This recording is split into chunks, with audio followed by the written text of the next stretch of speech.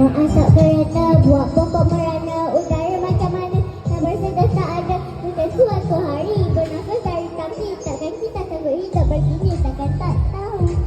Takkan tak tahu. Takkan tak tahu. Takkan tak tahu. Takkan tak. Assalamualaikum. Assalamualaikum warahmatullahi wabarakatuh. Hai semua, nama saya Sufi Aisyah binti Ahmad Fazal. Saya dari Tadika, Kasih Sejati, Kuantan. Kawan-kawan tahu tak apa itu alam sekitar? Alam sekitar ialah segala benda hidup dan bukan hidup secara semula jadi yang ada di sekitar kita. Sungai, rumput, bunga, kucing, bukit, awan, matahari, bulan, bintang. Kita tentu mahukan suasana alam sekitar yang cantik dan bersih. Tetapi pada masa kini kembang mekar, bunga rafisia, alam tercemar angkara manusia. Di satu sungai, ikan, oh ikan, kenapa kau lembik? Macam mana aku tak lembik? Air sungai kotor, aku tak boleh bernafas.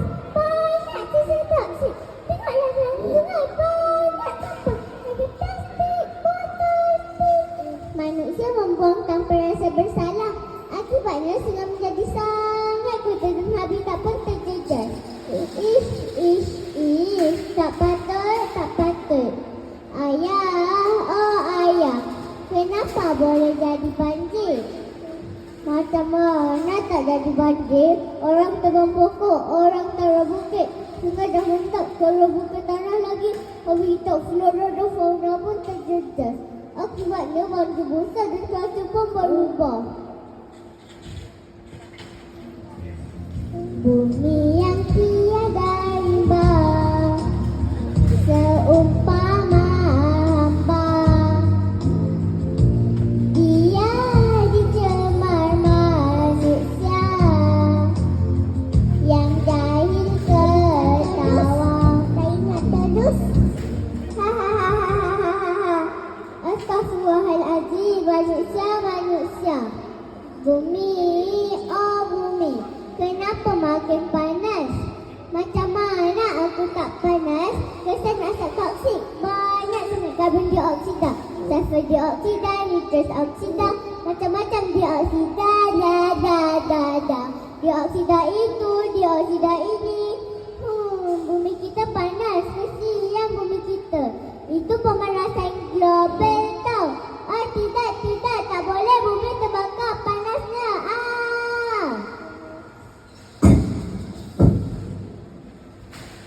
Kawan-kawan tahu tak, selain kita batuk disebabkan virus, ia juga disebabkan oleh udara yang tercemar. Asap kereta banyak, bakar sampah, bakar hutan, debu pun kerap berlaku. Alam sekitar kita semakin tenat kerana orang makin lalai. Orang tak kisah. Ikan kekek, si ikan keli, ikan lama tidak bermayang. Hentikanlah cemari bumi, angkara kita bumi binasa.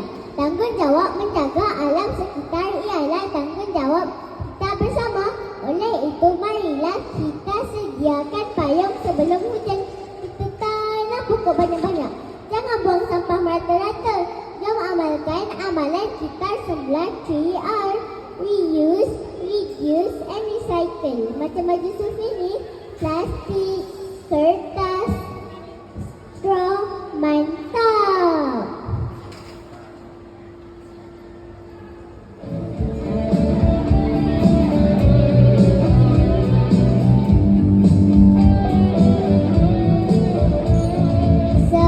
Sekali ku memandang kehijauan saudara mana musim yang berkenan.